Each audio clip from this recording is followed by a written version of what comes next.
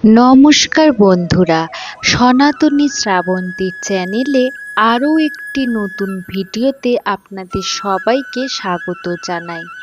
আজকের পর্বে আমরা জানব রাসলীলা কী। রাসলীলা শব্দের অর্থ হলো এই শুভ তিথিতে শ্রীকৃষ্ণ শ্রী রাধারানী ও গোপিনীদের সঙ্গে লীলা খেলা চলে। কথিত আছে একদিন শ্রীকৃষ্ণ গোপিনীদের বস্ত্রহরণ করেছিলেন। সেই দিন গোপিনীদের কাছে শ্রীকৃষ্ণ প্রতিজ্ঞা করেছিলেন যে পূর্ণিমা তিথিতে রাসলীলা পালন করবেন।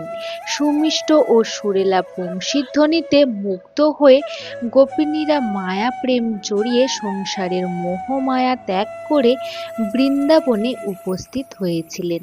রাস পূর্ণিমা তিথিতেই পালিত হয়েছিল এই রাস উৎসব।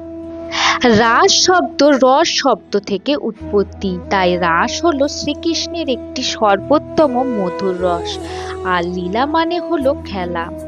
রাসলীলা এই শুভ তিথিতে শ্রীকৃষ্ণ শ্রীমতী রাধারানী গোপিনীদের সঙ্গে লীলা খেলা চলে।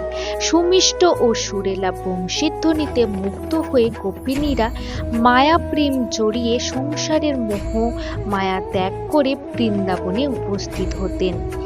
মায়া ও কৃষ্ণের প্রেমের টানে বৃন্দাবনে শ্রীকৃষ্ণের চরণে নিজেদেরকে সমর্পণ করতেন। প্রেমের মোহে শ্রীকৃষ্ণকে কাছে পেয়ে সকলেই উপস্থিত হতেন।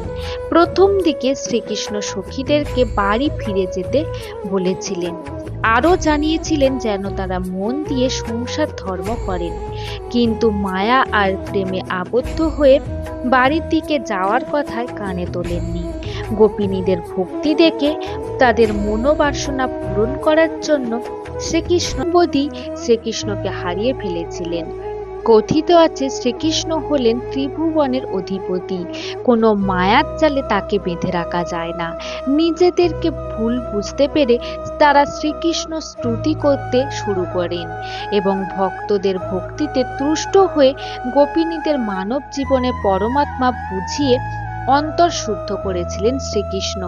ভক্ত গোপিনীদের ভক্তিতে সম্মান জানাতে তিনি যত